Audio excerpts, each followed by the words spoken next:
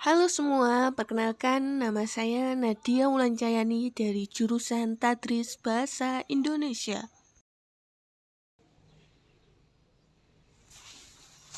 Mata kuliah Teori Belajar Bahasa pada bab Strategi Belajar Bahasa. Menurut Oxford, bahwa strategi belajar bahasa adalah tindakan spesifik yang diambil oleh pembelajar untuk membuat belajar lebih mudah, lebih cepat, lebih menyenangkan, lebih mandiri, lebih efektif, dan lebih dapat dialihkan pada situasi baru dan sebuah pola atau kebiasaan khusus yang dilakukan oleh pembelajar untuk meningkatkan pemerolehan, penyimpanan, penggunaan informasi sehingga dapat mempermudah dan mempercepat dalam penguasaan bahasa.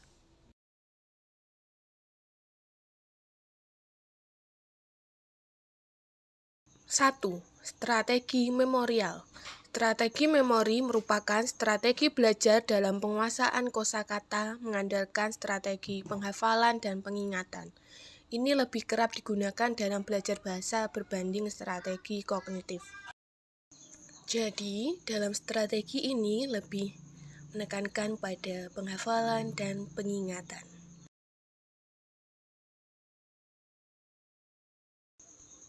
Subindikator pada strategi memori. Yang pertama, strategi memori menciptakan hubungan mental, memungkinkan untuk mengingat kembali pengetahuan atau pengalaman yang telah mereka pelajari sebelumnya dan membantu mereka memperoleh informasi baru dengan yang telah mereka pelajari sebelumnya.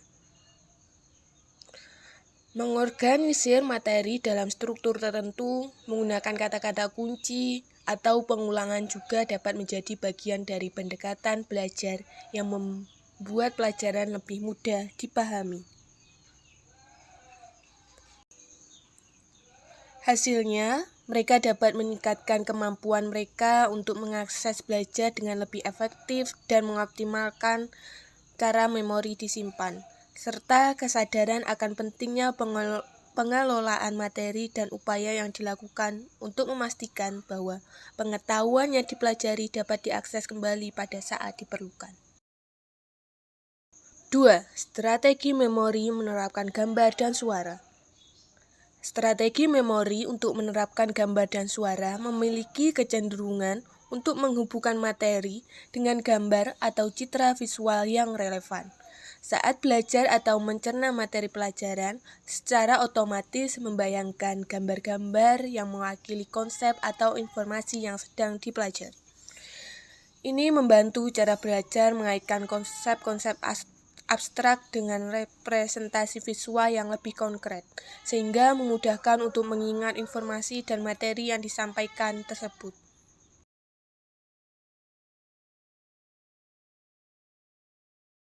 3. Strategi memori meninjau dengan baik.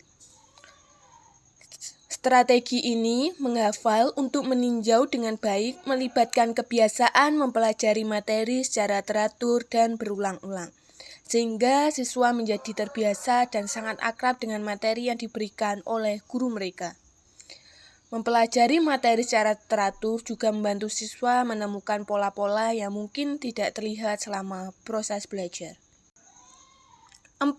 Strategi memori membuat tindakan. Strategi memori membuat tindakan, metode belajar yang menyalin bagian-bagian penting dari buku ke buku catatan memungkinkan untuk berkonsentrasi lebih lanjut pada setiap kata dan konsep. Aktivitas ini meningkatkan pemahaman siswa tentang materi belajar lebih jauh daripada membaca.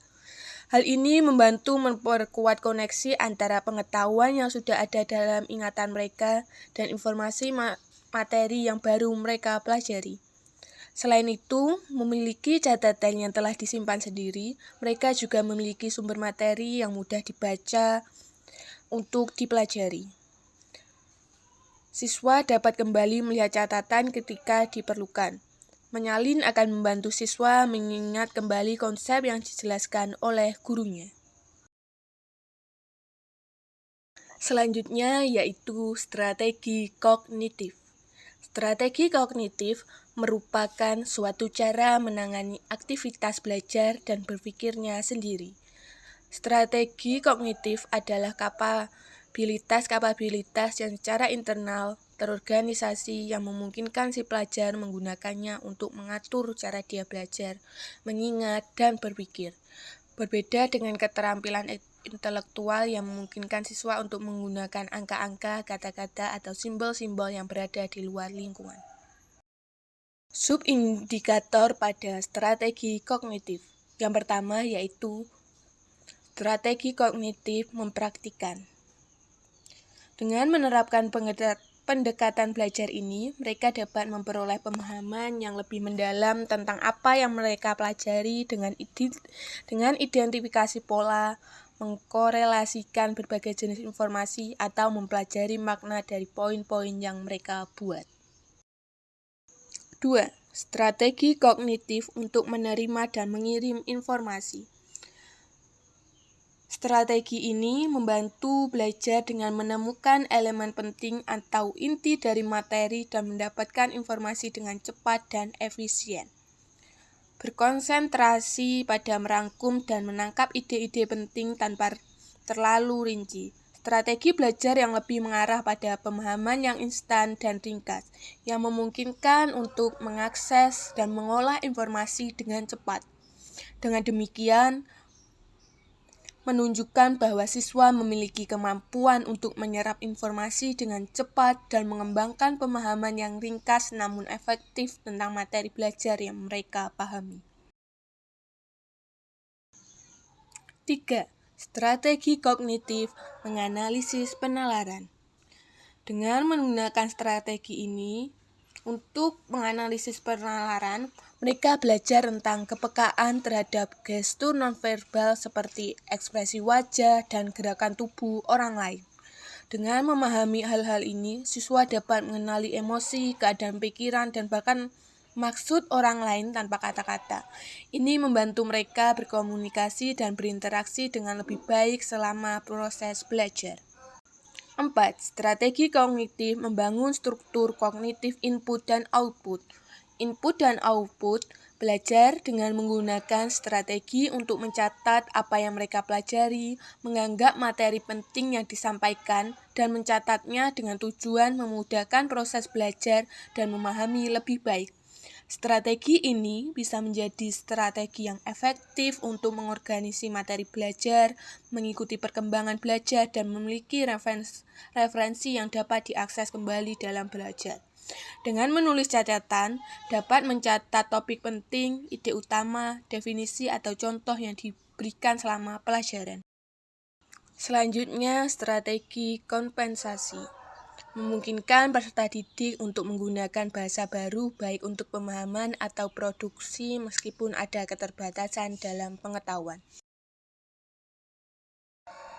Subindikator pada strategi kompensasi. Yang pertama yaitu menebak dengan cerdas. Strategi ini membantu membaca dengan cerdas untuk memungkinkan siswa memahami belajar dan informasi dengan lebih baik jika disampaikan dengan bahasa yang tepat, terstruktur, dan mudah dipahami. Materi yang disampaikan dengan bahasa yang baik cenderung lebih mudah diingat, dipahami, dan diikuti oleh siswa. Bahasa yang baik juga dapat merangsang pemikiran kreatif. Selanjutnya, yang kedua yaitu strategi kompensasi mengatasi keterbatasan berbicara dan menulis. Untuk mengatasi ini, mereka dapat menggunakan kalimat kebiasaan untuk menggabungkan atau menyusun ulang informasi yang mereka pahami ke dalam kalimat baru yang mereka buat sendiri. Hal ini menunjukkan bahwa siswa memiliki kecenderungan untuk mengolah informasi dengan cara yang unik, yang memungkinkan mereka untuk memahaminya dengan lebih baik dan mengkomunikasikannya dengan cara yang lebih pribadi. Mereka menunjukkan kemampuan mereka untuk menguraikan ide atau pengetahuan yang lebih kompleks menjadi bentuk yang lebih sederhana dan mudah dipahami dengan merangkai kalimat sendiri. Selanjutnya, strategi metakognitif. Strategi metakognitif berarti di luar, di samping, atau dengan kognitif. Oleh karena itu, strategi metakognitif adalah tindakan yang melampaui perangkat kognitif murni dan yang menyediakan cara bagi peserta didik untuk mengordinasikan proses pembelajaran mereka sendiri. Subindikator pada strategi metakognitif. Yang pertama, memusatkan pembelajaran.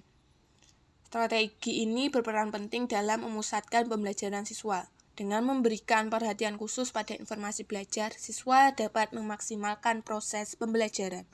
Mereka menghubungkan materi baru dengan pengetahuan yang sudah dimiliki, yang membantu dalam memahami konsep-konsep baru. Keterampilan mendengarkan yang baik menjadi dasar untuk pemahaman yang lebih mendalam dan penilaian yang lebih akurat. Selain itu, siswa terbuka untuk mendengarkan dari berbagai sumber yang memberikan pandangan beragam tentang materi. Hal ini mendorong sikap aktif dan kesadaran tinggi, mendukung proses belajar secara keseluruhan. Kedua, mengatur dan merencanakan pembelajaran. Strategi metakognitif untuk mengatur dan merencanakan pembelajaran, siswa juga menunjukkan sikap terbuka dalam belajar. Siswa juga mengakses berbagai jenis sumber tertulis seperti buku, artikel, dan esai, serta sumber online seperti blog, situs berita, dan platform pembelajaran. Siswa menggunakan berbagai bentuk informasi pembelajaran untuk memperluas pengetahuan dan pemahamannya terhadap materi pelajaran. 3. Strategi metakognitif mengevaluasi pembelajaran. Siswa menunjukkan tingkat perhatian yang tinggi terhadap detail dan kemampuan untuk menilai pembelajaran mereka sendiri. Siswa juga melihat kesalahan dalam belajar sebagai kesempatan untuk belajar dengan giat dan memanfaatkan kesalahan yang dilakukan selama belajar untuk memperbaiki diri dengan maksud untuk lebih mengembangkan pembelajarannya dan mencapai hasil yang lebih baik. Menilai pembelajaran dari aspek pembelajaran, artinya siswa akan mengetahui kesalahan apa saja yang dilakukannya selama belajar dan dapat memperbaikinya untuk meningkatkan hasil belajarnya. Strategi metakognitif membantu siswa belajar lebih efektif dan mandiri. Siswa merencanakan cara mendekati tugas dan konten tertentu, menetapkan tujuan pembelajaran, membuat rencana belajar, dan mengidentifikasi sumber belajar yang mereka perlukan untuk belajar bahasa Indonesia. Hal ini sejalan dengan temuan penelitian yang menunjukkan bahwa strategi metakognitif banyak digunakan dalam pembelajaran siswa dan ternyata membantu dalam pembelajaran bahasa Arab. Selanjutnya yaitu strategi afektif. Istilah afektif mengacu pada emosi, sikap, dan motivasi dan nilai. Tidak mungkin melebih-lebihkan faktor afektif yang memengaruhi belajar bahasa. Subindikator pada strategi afektif yang pertama, yaitu mengatasi kecemasan. Mengatasi kecemasan jika merasa bosan saat belajar, istirahatlah dari aktivitas yang menuntut seperti belajar. Ini mengurangi stres dan memberi Anda waktu untuk menyegarkan pikiran. Beberapa dari mereka memilih untuk menonton TV atau mendengarkan lelucon yang menunjukkan bahwa mereka memiliki akses terhadap sumber hiburan yang dapat mereka nikmati untuk menghilangkan tekanan dalam belajar. Langkah-langkah yang dilakukan ini membantu menjaga keseimbangan antara waktu yang dihabiskan untuk belajar dan waktu yang dihabiskan untuk bersantai. Hal ini sangat penting untuk menghindari kelelahan mental dan fisik. Strategi afektif motivasi. Strategi untuk motivasi memiliki tekad untuk memberikan usaha maksimal dalam setiap aspek dalam belajar, sebagai bentuk investasi membagikan semangat dalam belajar. Strategi afektif menjaga stabilitas emosi. Strategi afektif untuk emosional memiliki pemahaman yang baik tentang waktu dan kebutuhan tubuh mereka. Siswa mampu mengidentifikasi kapan waktu yang tepat untuk istirahat, belajar, dan berolahraga. Beberapa siswa mencerminkan kesadaran terhadap pentingnya mengatur waktu dengan bijak untuk memastikan keseimbangan antara istirahat, belajar, dan aktivitas fisik. Siswa memiliki kemampuan untuk mendengarkan dan memahami isyarat yang diberikan oleh tubuh mereka. Strategi yang terakhir yaitu strategi sosial. Bahasa adalah satu Salah satu bentuk perilaku sosial itu adalah komunikasi, dan komunikasi terjadi antara dan di antara orang-orang. Belajar bahasa dengan demikian melibatkan orang lain dan strategi sosial yang tepat sangat penting dalam proses belajar bahasa ini. Subindikator pada strategi sosial. Yang pertama adalah bertanya. Siswa tidak hanya menerima saran dan pendapat, tetapi juga mengambil tindakan tertentu berdasarkan umpan balik tersebut untuk meningkatkan hasil belajarnya. Sikap ini mencerminkan kemauan untuk terus belajar, meningkatkan kualitas pembelajaran, dan berinteraksi dengan orang lain. Yang kedua yaitu strategi sosial bekerja sama dengan orang lain. Bekerja sama dengan orang lain untuk mencari peluang, bersosialisasi, bertukar ide, dan memperdalam pemahaman melalui kolaborasi dengan teman.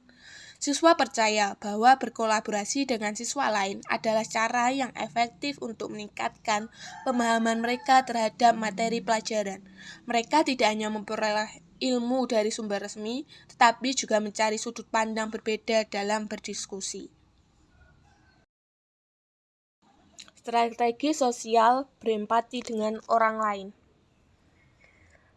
Strategi sosial untuk berempati dengan orang lain, mereka memberikan nilai pada kontribusi yang berasal dari rekan-rekan mereka dan tidak hanya memprioritaskan pendapat mereka sendiri. Strategi sosial yang mereka gunakan terhadap variasi pandangan, kemampuan mendengarkan, dan keinginan untuk memperoleh wawasan yang lebih luas melalui interaksi dengan orang lain. Mereka tidak berpegang pada pandangan atau pendapat pribadi mereka sendiri secara eksklusif.